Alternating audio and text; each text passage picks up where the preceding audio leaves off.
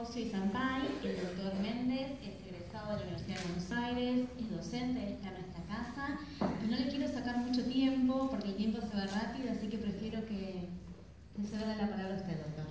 Muy bien, Elizabeth, muy amable. ¿Se escucha bien? Bueno, yo pensaba agradecer profundamente al Departamento de Sociales, así que lo voy a volver a hacer, aunque sea un segundo, y ya proponiéndole a Sandro, en esta tarea dinámica que tiene el Departamento de Sociales en esta Facultad de Derecho, en esta queridísima Facultad de Derecho, que yo creo que tiene el departamento más activo de esta facultad, sin duda alguna, y lo digo públicamente. Tanto Sampay, que falleció en 1977, y Cosio, que falleció en 1987, el año que viene se cumplirían los 30 y 40 años respectivamente de su fallecimiento. De tal manera, Sandro, que propongo en este acto público hacer unos seminarios o jornadas o deliberaciones analizando el pensamiento tanto de Cosio como de Sampay en esta historia argentina tan complicada que hemos tenido, ¿no es cierto? Así que me parece que analizarlo y de pronto, bueno, el día de mañana veremos qué podemos hacer en esta situación. Como bien dijo Ricardo recién, este acto que hoy estamos aquí, que nos convoca, nació en una charla que hizo el doctor Cholvis el año pasado. Y bueno, y tuvo la repercusión que tuvo, ¿no es cierto? La gran repercusión desde el punto de vista histórico, desde el punto de vista constitucional. Y agradezco profundamente integrar este panel, que me permite a mí analizar tanto el pensamiento de Cosio como de Sampay, que son los dos grandes desconocidos en la enseñanza y en la pedagogía de la Facultad de Derecho de la UBA. Ya vamos a ver analizando algunos aspectos en particular. Yo creo que evidentemente se hablará de algunos aspectos políticos, obviamente hablar de la Revolución Libertadora y hablar de la Constitución del 49 supone ontológica y necesariamente una mención y una referencia a los aspectos políticos, pero yo voy a hacer algunas brevísimas referencias a los aspectos filosóficos, tanto de uno como de otro, pero sobre todo en el aspecto de Cosio, que es el autor que yo más conozco, el aspecto político de Cosio, que eso sí es profundamente desconocido en la academia del país. Los trabajos y las elaboraciones doctrinarias y las opiniones que tuvo sobre todo Carlos Cosio desde el punto de lo político. De tal manera que ambos también son una muestra de la persecución política y de una gran tragedia académica, por lo que significó y significa privarnos de su pensamiento durante muchos años y que aún lamentablemente en algunos aspectos subsiste, sobre todo en el caso de Sampay. Por ello yo creo que este acto es un acto de estrictísima justicia para analizar el pensamiento de ambos autores. Yo creo que el tema excede el marco de una simple vinculación de carácter personal, que seguramente existió, ya que ambos confluyeron en la UBA, en la Facultad de Derecho, en 1973.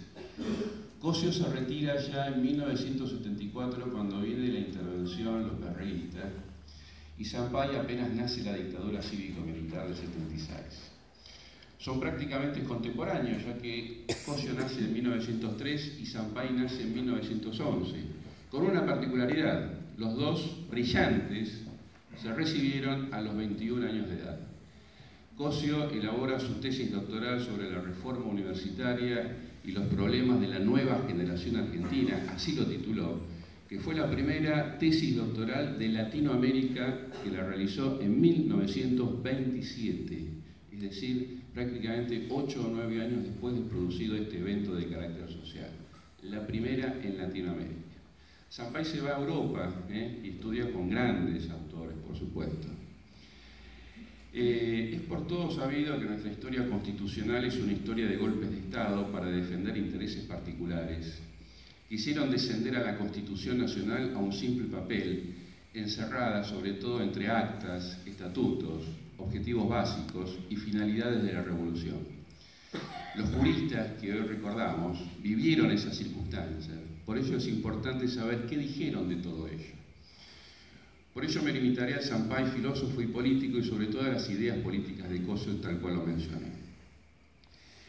El Sampaio filósofo, insisto, tal vez la parte más desconocida, porque es conocido más como historiador, como constitucionalista, como político, por supuesto, pero fue un brillante conocedor de la filosofía general. Me tomé el trabajo de leer su famosa y conocidísima obra Teoría del Estado del año 1951 y debo reconocer que es absolutamente brillante los conocimientos teoréticos y filosóficos que tenía Sampaio para escribir esta maravillosa obra, absolutamente desconocida en los ámbitos de la Facultad de Derecho de la UBA. Por ahí desfilan muchísimos filósofos en particular, tantos como Dilthey, Hermann Heller, Jelinek, Max Weber, Kelsen, el mismo Husserl, por supuesto. Y en relación a Cossio, es también la parte más desconocida, la parte política de él. Siempre existió, y yo creo, una tendencia desde el punto de vista filosófico a considerar a Cossio como un mero receptor de ciertas ideas científicas dogmáticas y encapsularlo en ciertos aspectos normativistas y positivistas, pero yo creo que Cossio es mucho más que eso. Es decir, el ámbito epistemológico cossiano, el ámbito epistemológico de lo que es la ecología, excede obviamente el ámbito normativo. Y cuando escucho yo en el Departamento de Filosofía del Derecho, al cual pertenezco en esta facultad, decir que Cossio era positivista, es absolutamente falso. No era positivista, era un crítico del positivismo jurídico y era un crítico del normativismo jurídico. De tal manera que esta posición de encapsularlo a Cossio de un punto de vista absolutamente positivista es absolutamente ideológico de aquellos del cuales lo formulan, lo dicen y lo enfatizan. ¿Qué puntos de contacto se pueden encontrar entre Cossio y Sampaio? Obviamente, como ya dije, son contemporáneos, por supuesto.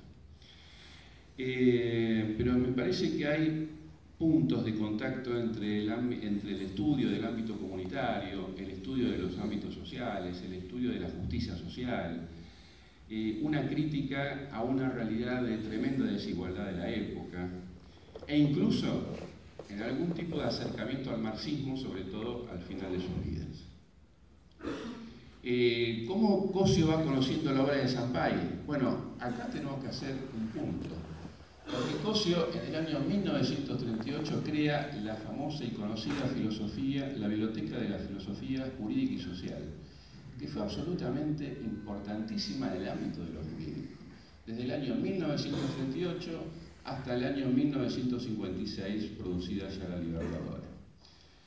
Algunos títulos de esta Biblioteca de Filosofía Jurídica y Social: Kelsen, Teoría Pura del Derecho y la Idea del Derecho Natural; von Jhering, Silvio Frondizi, El Estado Moderno; Sebastián Soler, del cual con Cossio tuvo famosísimas polémicas; Ley, Historia y Libertad; Renato Treves, Sociología y Filosofía Social; obras de Karl Olive Crona, Joseph Koons, Jerome Hall, Zittelmann. Y obviamente no podía faltar en esta lista una obra de Sampaio, que Cossio la fue conociendo de a poquito: La crisis del Estado de Derecho liberal burgués de Arturo Sampaio. ¿Qué le llamó seguramente a Cossio la atención de la lectura de este libro? Me atrevo a sostener, la obra es de 1942, cuando recién la ecología estaba naciendo, estaba formándose en los planos académicos. Pero yo estoy casi convencido que lo que le llamó la atención a Cossio es las referencias que hacía Sampaio a la mera igualdad formal ante la ley, y cómo la burguesía se transformaba en una exacerbación de un individualismo que terminaba con el mundo social, en donde se advertía una crítica del capitalismo. Advirtió Cossio la profundidad del pensamiento de Sampaio, a pesar del diferente sustrato filosófico del cual nacía. Obviamente que Sampaio tenía una formación tomista escolástica y Cossio tenía una formación fenomenológica existencial, ¿no es cierto? Ahí hay grandes diferencias, pero cómo se unen en ciertos aspectos lo vamos a ver. Fíjense ustedes, queridos amigos, que en el año 1949, cuando se hace la encuesta sobre revisión constitucional en esta Facultad de Derecho, ello luego se transformó en el motivo formal para su privación de la cátedra de Filosofía del Derecho por parte de Cossio. La contesta Cossio como adjunto de la Cátedra de Filosofía del Derecho, todavía ni siquiera era titular. Allí expone su pensamiento, se expide en el sentido de que la nueva Constitución debe afirmar una economía planeada, con dirección estatal de la vida económica para asegurar las necesidades y fundamentales de la población. Es decir, que al hombre trabajador, y utiliza esta fórmula, hombre trabajador, se le ha de asegurar alimentación, alojamiento, educación y tiempo de ocio. También solicitaba la integración constitucional de un subsidio contra la desocupación y que los hijos no sean causa de privaciones o de pobreza. De las 16 preguntas que contenía este conocido cuestionario, Cossio contesta solo 3 y referidas fundamentalmente a los aspectos políticos y económicos. Y también pedía y fundamentaba la aparición del estatus político de los partidos políticos en la Constitución Nacional, que recién se vio plasmada en la Constitución del año 94. Esto ya lo había anticipado Cossio en el año 49. Había que establecer los partidos políticos y darle un estatus jurídico a los partidos políticos. Y sobre todo, fundamentaba su propuesta analizando la gratuidad de la enseñanza universitaria, que consideraba un logro superlativo del gobierno peronista. Carlos Cossio. ¿Por qué Cossio quería la reforma? Sí, estaba total y absolutamente de acuerdo con la reforma, Carlos Cossio. Porque él consideraba que la Constitución del 53, y cito textual, la Constitución Nacional del 53 es la máxima expresión del capitalismo individualista del siglo XIX y expresión del capitalismo rentista. Esta era la definición propia de Carlos Cossio sobre la Constitución del año 53. Brevemente, y para no aburrirlos demasiado con estos acercamientos, pero me debo referir fundamentalmente a algunos aspectos de la política y cómo consideraba la política Carlos Cossio, obviamente nacido de su formulación de la teoría ecológica, por supuesto.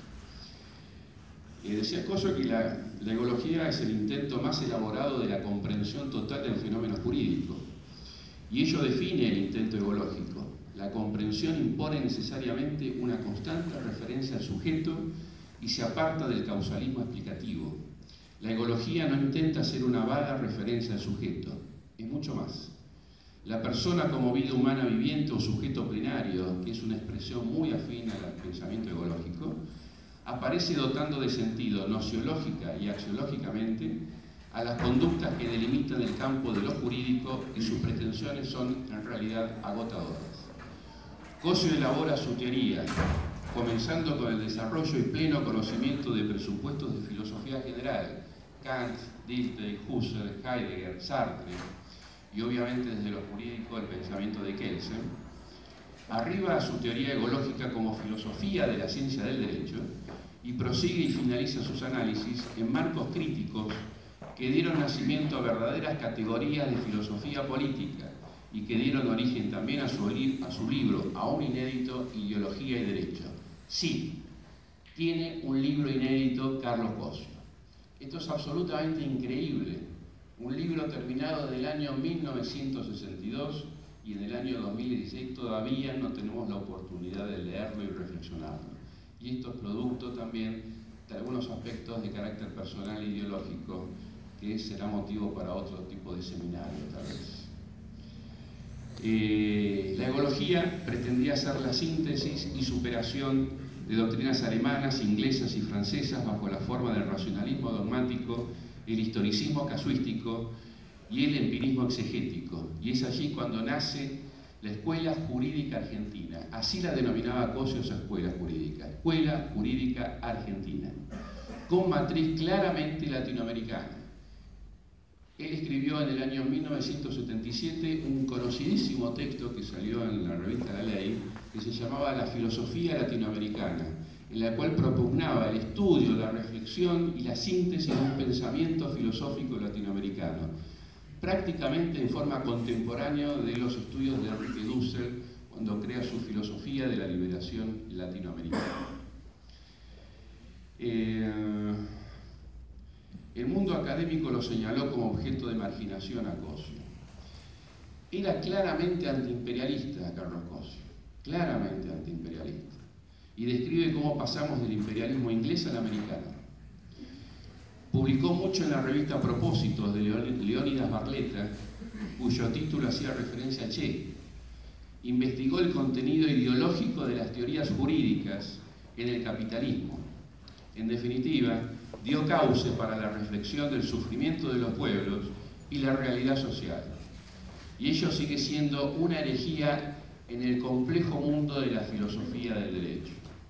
Cosio elaboraba una escuela jurídica argentina y Sampay conformaba un plexo teórico de un nacionalismo político y económico, tomando al pueblo como sujeto del poder constituyente de la nación.